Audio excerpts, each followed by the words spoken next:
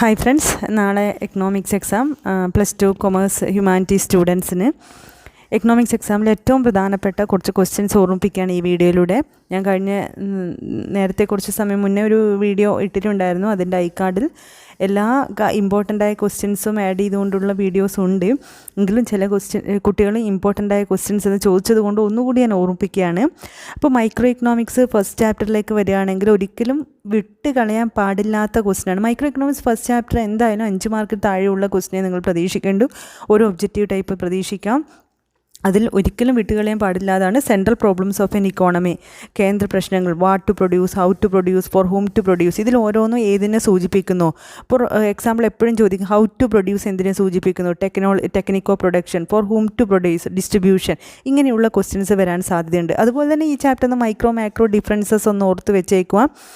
PPC ആയി ബന്ധപ്പെട്ടൊന്നും ഇപ്പോൾ അധികം ക്വസ്റ്റ്യൻ ചോദിക്കുന്നില്ല. പിന്നെ +1 ചോദിച്ചു വന്നിരിക്കുന്ന സോഷ്യലിസം, ക്യാപിറ്റലിസം, മിക്സ്ഡ് ഇക്കോണമി എന്നുള്ളതൊക്കെ ഇതുമായി കണക്ട് ചെയ്ത് വന്നേക്കാം. എന്തായാലും ഈ ചാപ്റ്ററിൽ ഒരിക്കലും വിട്ടുകളയാൻ പാടില്ലാത്ത ക്വസ്റ്റ്യനാണ് central problems of an economy with explanation ഓർത്ത് വെച്ചേക്കാം. മൈക്രോ എക്കണോമിക്സ് സെക്കൻഡ് ചാപ്റ്ററിലേക്ക് വരികയാണെങ്കിൽ ഒരിക്കലും വിട്ടുകളയാൻ പാടില്ലാത്ത ഭാഗമാണ് first part, that is budget line. Budget line എങ്ങനെ വരയ്ക്കാം എന്നൊക്കെയുള്ള വീഡിയോ ഞാൻ ഇട്ടിട്ടുണ്ട്. അത് ഞാൻ ഐക്കാർഡിൽ പ്ലേലിസ്റ്റ് കൊടുക്കാം. അതിലുണ്ട്, വേണ്ടവരെ സെപ്പറേറ്റ് എടുത്ത് നോക്കാം. എക്സാമിന് വന്നൊരു ക്വസ്റ്റ്യൻ ഞാൻ എക്സ്പ്ലെയിൻ ചെയ്തിട്ടുണ്ട്. അപ്പോൾ ബജറ്റ് ലൈൻ എസ് ആയിട്ട് തന്നെ പ്രതീക്ഷിക്കാം. ഈ micro economics second chapter micro എക്കണോമിക്സിലെ ഏറ്റവും വെയിറ്റേജ് ഉള്ള ചാപ്റ്ററുകളിൽ ഒന്നാണ്.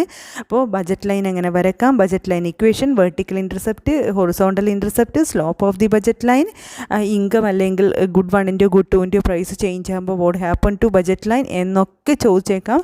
ഒരു ഷുവർ ക്വസ്റ്റ്യൻ പ്രതീക്ഷിക്കാം. വിട്ട് കളയരുത്, അത് നോക്കിയിരിക്കണം. പിന്നെ ഈ ചാപ്റ്ററിൽ നിന്ന് ചെറിയ ക്വസ്റ്റ്യൻ വന്നേക്കാം. സബ്സ്റ്റിറ്റ്യൂട്ടറി ഗുഡ്, കോംപ്ലിമെൻ്ററി ഗുഡ്.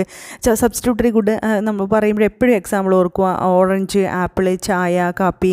കോംപ്ലിമെൻ്ററി എന്ന് പറയുമ്പോൾ കാറ്, പെട്രോൾ, ഇങ്ക്, പേന, അതുപോലെ ലോക്ക് ആൻഡ് കീ, അങ്ങനെയുള്ളത് കോംപ്ലിമെൻ്ററി. ഒന്നിച്ചുപയോഗിക്കുന്ന കോംപ്ലിമെൻ്ററി, ഒന്നിന് പകരം ഉപയോഗിക്കുന്ന സബ്സ്റ്റിറ്റ്യൂട്ടറി. എപ്പോഴും മനസ്സിലേക്ക് ഓർത്ത് വെച്ചേക്കുക. ഇതൊക്കെ ഈ ചാപ്റ്ററിലെ ചെറിയ ക്വസ്റ്റ്യൻസ് ആയിട്ട് വരാൻ സാധ്യതയുള്ളതാണ്. അതുപോലെ തന്നെ ഇലാസ്റ്റിസിറ്റി ഒക്കെ വന്നേക്കാം. ഇക്വേഷൻ നോക്കുക, ΔQ/ΔP × P/Q, change in quantity divided by change in price into ആദ്യത്തെ പ്രൈസ്, P/, ആദ്യത്തെ ക്വാണ്ടിറ്റി. ആ ഇക്വേഷൻ ഒന്ന് മനസ്സിലേക്ക് ഓർത്ത് വെച്ചേക്കുക. അതേപോലെ തന്നെ ഈ ചാപ്റ്ററിൽ നിന്ന് വേറൊരു സാധ്യതയുള്ളതാണ് ചിലപ്പോൾ വരാൻ, consumers optimum or consumers equilibrium. അപ്പോഴാ കൺസ്യൂമേഴ്സ് ഇക്വിലിബ്രിയം ഓർ ഒപ്റ്റിമം എന്ന് ചോദിക്കുമ്പോൾ നമ്മൾ നേരത്തെ പറഞ്ഞ ബജറ്റ് ലൈനും ഇൻഡിഫറൻസ് കർവും കൂട്ടിമുട്ടുന്ന പോയിന്റ്, ആ ഒരു ഗ്രാഫ് വരച്ച് എക്സ്പ്ലെയിൻ ചെയ്യേണ്ടിയിരിക്കുന്നു. ദെൻ അപ്പോൾ ഇൻഡിഫറൻസ് കർവിൻ്റെ കാര്യം ഓർക്കുക. ഇൻഡിഫറൻസ് കർവിൻ്റെ പ്രോപ്പർട്ടി ഒരു ഷുവർ ക്വസ്റ്റ്യൻ ആയിട്ട് കുറേ നാൾ റിപ്പീറ്റഡ്ലി ചോദിച്ചിട്ടുണ്ട്. ഈ എക്സാമിന് വന്നേക്കാം. Indifference curves are convex to the origin, left to right. അതുപോലെ higher indifference curve gave higher level of satisfaction. Indifference curve never intersect each other. Indifference curve ഒരിക്കലും കൂട്ടിമുട്ടില്ല. ഉയർന്ന ഇൻഡിഫറൻസ് കർവ് ഉയർന്ന സാറ്റിസ്ഫാക്ഷൻ നൽകും. അത് ഒറിജിനോട് കോൺവെക്സ് ആയി നിൽക്കുന്നതാണ്. ഇടത്ത് നിന്ന് വലത്തോട്ട് ചെരിഞ്ഞിട്ടുള്ളതാണ്. ഇത്തരത്തിലുള്ള സവിശേഷതകൾ ഒന്ന് ഓർത്ത് വെച്ചേക്കാം. എന്തായാലും ഇത്രയും വെരി ഇമ്പോർട്ടൻ്റ് ആയി ഒരിക്കലും വിട്ടുകളയാൻ പാടില്ലാത്ത ക്വസ്റ്റ്യൻസ് ആണ്. പിന്നെ ഇവിടെ തന്നെ ചേഞ്ചസ് ഇൻ ഡിമാൻഡ്, അതായത് shift in demand, increase or decrease in demand, എക്സ്പാൻഷനോ കോൺട്രാക്ഷനോ ഡിമാൻഡ്, അതുപോലെ തന്നെ സപ്ലൈയും അടുത്ത വരും ചാപ്റ്ററുകളിലെ കണക്ട് ചെയ്തിട്ടൊക്കെ ഉള്ളത് ഓർക്കണം.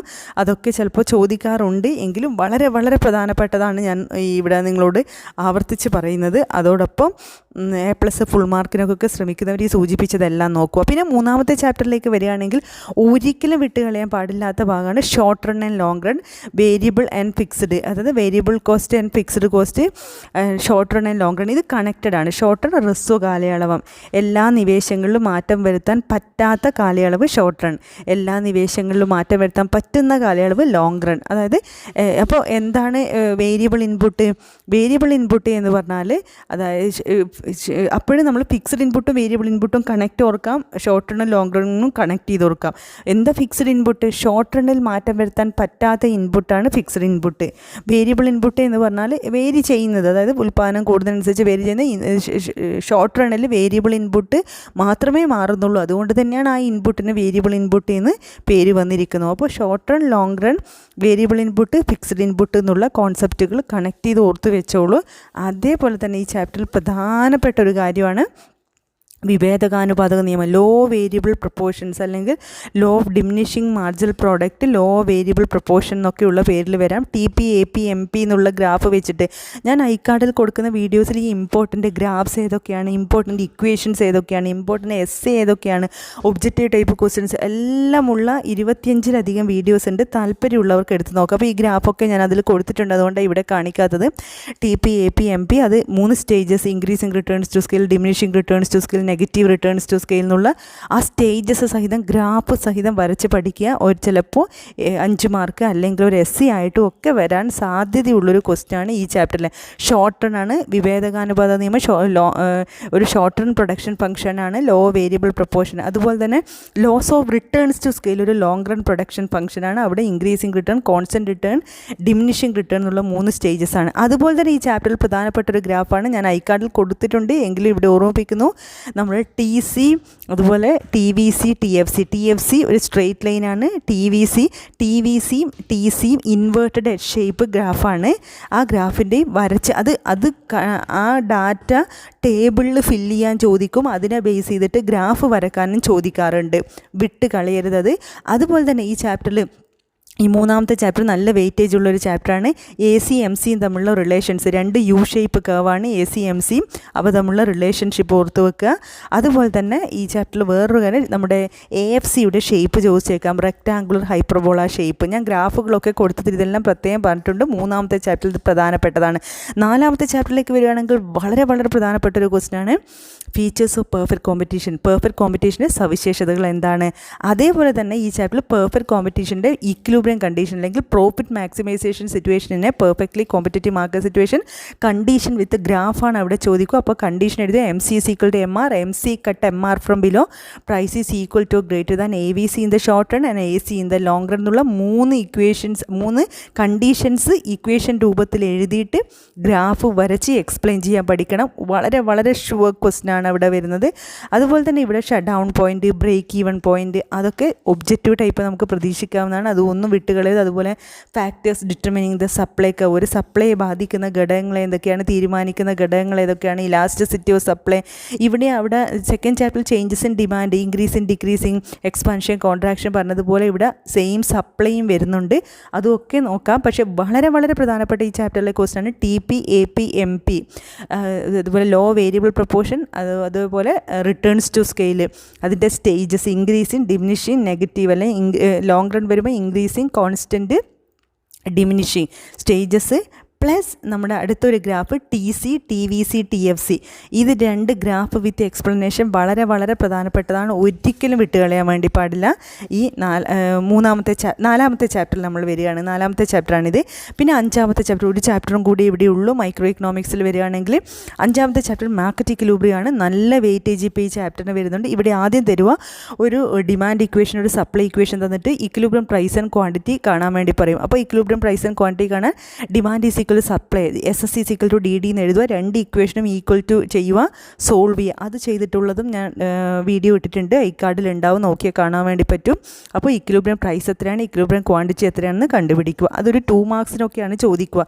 അതേപോലെ തന്നെ ചിലപ്പോൾ ചോദിച്ചേക്കാം നമുക്ക് equilibrium what happen to equilibrium price and quantity when demand curve shift to right ward or left ward എന്നൊക്കെ പറയുമ്പോൾ അങ്ങനെ ബേസ് ചെയ്തിട്ടൊരു ചോദ്യം ഇവിടെ വന്നേക്കാം. അപ്പോൾ ആദ്യം നമ്മൾ ഡിമാൻഡ് സപ്ലൈ വരച്ച് ഇക്വിലിബ്രിയം വരയ്ക്കുക. എന്നിട്ട് ഡിമാൻഡ് കൂടുമ്പോൾ പുതിയൊരു ഡിമാൻഡ് കർവ് വരയ്ക്കുക. അപ്പോൾ പുതിയ ഇക്വിലിബ്രിയം എവിടെ, കുറയുകയാണെങ്കിൽ ലെഫ്റ്റ് സൈഡിലേക്ക് വേറൊരു ഡിമാൻഡ് കർവ് വരയ്ക്കുക. ലെഫ്റ്റ് സൈഡ് മീൻസ് ഡിമാൻഡ് കർവിൻ്റെ കേസ് ഡൗൺവേർഡ് സ്ലോപ്പിംഗ് കർവ് ആയതുകൊണ്ട് ലെഫ്റ്റ് സൈഡ് എന്ന് പറയുമ്പോൾ താഴോട്ടാണ് വരയ്ക്കുക, റൈറ്റ് സൈഡ് എന്ന് പറയുമ്പോൾ വലതുവശത്തേക്കാണ് വരയ്ക്കുക. Okay, diminishing, increasing. ഓക്കെ, അതുപോലെ തന്നെ ഈ ചാപ്റ്ററിൽ വേറെ ഒഴിച്ചുകൂടാൻ പറ്റാത്ത, ഒരിക്കലും വിട്ടുകളയാൻ പറ്റാത്ത ഗ്രാഫ് വിത്ത് എക്സ്പ്ലനേഷനാണ് price ceiling and price floor. അപ്പോൾ എന്ത് സംഭവിക്കുന്നു, പ്രൈസ് സീലിംഗ്, പ്രൈസ് ഫ്ലോർ, മാർക്കറ്റിൽ എന്ത് ഇഫക്റ്റ് ഉണ്ടാക്കുന്നത്, അതിൻ്റെ ഗ്രാഫ് വിത്ത് എക്സ്പ്ലനേഷൻ ചോദിക്കാം. ഈ ചാപ്റ്ററിലെ ലാസ്റ്റ് പാർട്ട്, ഇത് നല്ല വെയിറ്റേജ് ഉള്ളൊരു ചാപ്റ്ററാണ്. എസ്സേ വന്നേക്കാം ഈ ചാപ്റ്ററിന്. പ്രൈസ് സീലിംഗ്, പ്രൈസ് ഫ്ലോറും ചില ക്വസ്റ്റ്യൻ പേപ്പറിലൊക്കെ എസ്സേ കണ്ടിട്ടുണ്ട്, അല്ലെങ്കിൽ 5 മാർക്കിൻ്റെ ക്വസ്റ്റ്യനാണ്. അതിൻ്റെ ഡിഫറൻസസ് പഠിക്കുക. ഞാൻ ഈ +2ൻ്റെ പ്രധാനപ്പെട്ട ടേബിൾസ് ഏതൊക്കെയാണ് പഠിക്കേണ്ടതെന്നൊക്കെ പറഞ്ഞിട്ടുള്ള വീഡിയോ ഇട്ടിട്ടുണ്ട്, ഐക്കാർഡിലുണ്ട്, വേണ്ടവർക്ക് നോക്കാം. അപ്പോൾ അതുപോലെ തന്നെ പ്രൈസിനും പ്രൈസ് ഫ്ലോർ ഗ്രാഫ് ഓർക്കണം, എക്സ്പ്ലനേഷൻ ഓർക്കണം, അതിൻ്റെ കോൺസിക്വൻസസ് ഓർക്കണം. അതായത് പ്രൈസ് സീലിംഗ് വരുമ്പോൾ long Q in the ration കട അല്ലെ സൂപ്പർ മാർക്കറ്റിൽ ലോങ് ക്യൂ ഉണ്ടാവുന്നു, ബ്ലാക്ക് മാർക്കറ്റിംഗ് ഉണ്ടാവുന്നു. ബ്ലാക്ക് മാർക്കറ്റ് എന്ന് പറയുന്നത് കരിഞ്ചന്തയ്ക്ക് അല്ലെ വില കൂട്ടി, സാധാരണ പ്രൈസിനെയും പ്രൈസ് അല്ലാതെ വില കൂട്ടി റേഷൻ കടയിലുള്ളവർ പുറത്ത് വിൽക്കുക എന്നർത്ഥമുള്ള അതിലാണ് വരുന്നത്. പിന്നെ ഈ 5 ചാപ്റ്ററേ ഉള്ളൂ മൈക്രോ എക്കണോമിക്സ്. 6ാമത്തെ ചാപ്റ്റർ ഡിലീറ്റഡ് ആണ്. അതുകൊണ്ട് തന്നെ മാർക്കറ്റ് സിറ്റുവേഷനിൽ പെർഫെക്റ്റ് കോമ്പറ്റീഷൻ ഷുവർ ക്വസ്റ്റൻ ആയിരിക്കുമേ. പിന്നെ മാക്രോ എക്കണോമിക്സ് ഫസ്റ്റ് ചാപ്റ്റർ വരുവാണെങ്കിൽ ഒരിക്കലും വിട്ടുകളയരുത് മക്കളെ. അതായത് ഫസ്റ്റ് ക്വസ്റ്റ്യൻ ആയിട്ട് വരുന്നത് emergence of macro economics. Emergence of macro economics അല്ലെങ്കിൽ ഗ്രേറ്റ് ഡിപ്രഷൻ, കെയ്നീഷ്യൻ റെവല്യൂഷൻ എന്ന രീതിയിലൊക്കെ ആ ക്വസ്റ്റ്യൻസ് വന്നേക്കാം. വിട്ട് കളയരുത്. അത് ഒരു 3 മാർക്കിന് വേണ്ടി പഠിച്ചു. അതിൽ നമ്മുടെ ക്ലാസിക്കൽ ഇക്കണോമിക്സിനെ കുറിച്ച് പഠിക്കണം, പറയണം. JB Say supply create or demand പറയണം. ഇൻവിസിബിൾ ഹാൻഡ് വർക്കിംഗ്, അതുപോലെ തന്നെ USA ഗ്രേറ്റ് ഡിപ്രഷൻ സ്റ്റാർട്ട് ചെയ്തെല്ലാം. അത് ലാസ്റ്റ് JM കെയ്ൻസിൻ്റെ general theory of employment interested money publish 1936 എല്ലാം പറഞ്ഞിട്ട് അത് നിർത്തണം. പിന്നെ ഈ ചാപ്റ്റർ ചോദിക്കാൻ സാധ്യതയുള്ള ഒരു ക്വസ്റ്റ്യനാണ് മാക്രോ ഇക്കണോമിക്സിൽ പ്രധാനമായിട്ടും 4 സെക്ടേഴ്സ് ഓഫ് ദി ഇക്കോണമി, അതായത് house hold, firm, government, external sector എന്നുള്ളത്. പിന്നെ മാക്രോ ഇക്കണോമിക്സിൽ ഏറ്റവും വെയിറ്റേജ് ഉള്ളൊരു ചാപ്റ്ററാണ് സെക്കൻഡ് ചാപ്റ്റർ. ഒരുപാട് ചെറിയ വലിയ ക്വസ്റ്റ്യൻസ് ഈ ചാപ്റ്ററിൽ നിന്ന് വന്നേക്കാം. സ്റ്റോക്ക് ആൻഡ് ഫ്ലോ ചോദിച്ചേക്കാം. പിന്നെ methods of calculating GDP sure essay, 100% sure essay. Product method, income method, expenditure method, explanation with equations പഠിച്ചിരിക്കണം, എഴുതി നോക്കണം. അതുപോലെ തന്നെ സർക്കുലർ ഫ്ലോ ചിലപ്പോൾ ചോദിച്ചേക്കാം, സാധ്യതയുണ്ട്. ഇൻവെൻട്രി ചിലപ്പോൾ ചോദിച്ചേക്കാം. പിന്നെ മാക്രോ ഇക്കണോമിക്സ് ഐഡൻറ്റിറ്റി എന്ന് പറഞ്ഞിട്ട് ഈ കോൺസെപ്റ്റുകൾ ചോദിച്ചേക്കാം.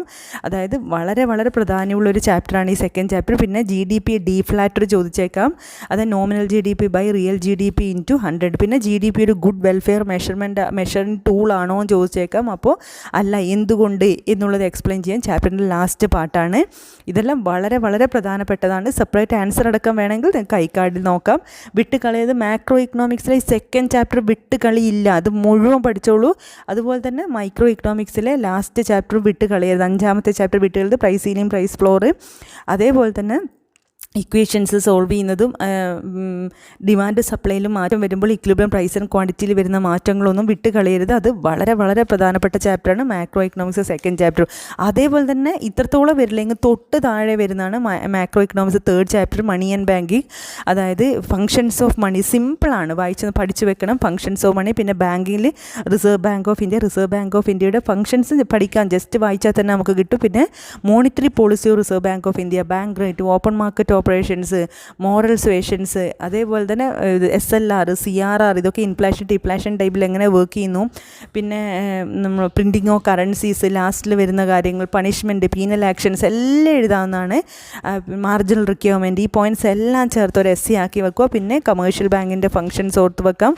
പിന്നെ സപ്ലൈ ഓഫ് മണിയൊക്കെ ഇവിടെ M1, M2, M3, M4 എന്നുള്ളതൊക്കെ ഒന്ന് നോക്കുക. ലിക്വിഡിറ്റി ട്രാപ്പ്, അതായത് demand for money, transaction motive, speculative motive, precautionary motive, അതൊക്കെ ഒന്ന് ഓർത്ത് വെക്കാം. ഈ ഒരിക്കലും മണി ആൻഡ് ബാങ്കിങ്ങിൽ വിട്ടുകളയാൻ പാടില്ലാത്തൊരു ഷുവർ ക്വസ്റ്റ്യനാണ് മോണിറ്ററി പോളിസി ഓഫ് RBI. അതുപോലെ തന്നെ പണത്തിൻ്റെ ധർമ്മങ്ങളും. ബാക്കിയെല്ലാം പ്രധാനപ്പെട്ടത് തന്നെയാണ്. എങ്കിലും അതായത് ഈ മാക്രോ ഇക്കണോമിക്സിൽ സെക്കൻഡ് ആൻഡ് തേർഡ് ചാപ്റ്റർ ബാക്കി ഒന്നും പഠിച്ചില്ലെങ്കിൽ ഇത് പഠിച്ചിട്ട് പോകും മക്കളെ, നല്ല മാർക്ക് കിട്ടുന്നതായിരിക്കും.